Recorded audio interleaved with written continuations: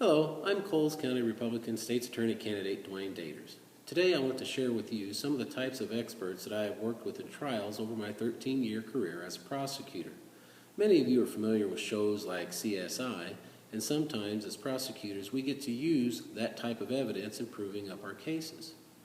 Fingerprint evidence is always helpful in identifying the perpetrator of a crime, but that is not the only type of evidence that we use to identify people. There is also what is called DNA evidence. I have worked with experts in trials in DNA cases in sexual assault, weapons offenses to show who has been handling the gun, murder cases, as well as armed robbery cases.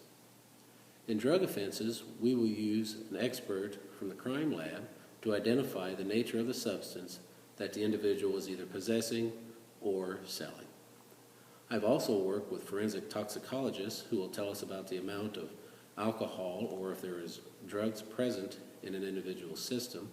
I've also worked with crime scene investigators as well as fatal accident reconstructionists.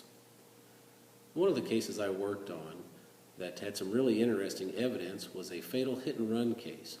Now, this was a cold case as no one identified anyone involved for over a year. Finally, a witness came forward and identified not only the car, but the driver of the car as well.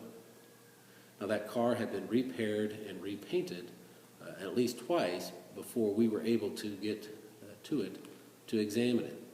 We used a paint analysis expert who analyzed the layers of paint on the victim's clothing, on the paint chips that were left by the car that struck him, and compared it to paint samples taken from the car that the defendant had owned at that time and then later had traded.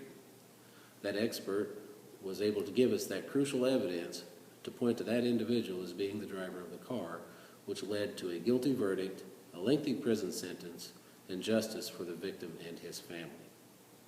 I look forward to continuing to working with experts as your state's attorney.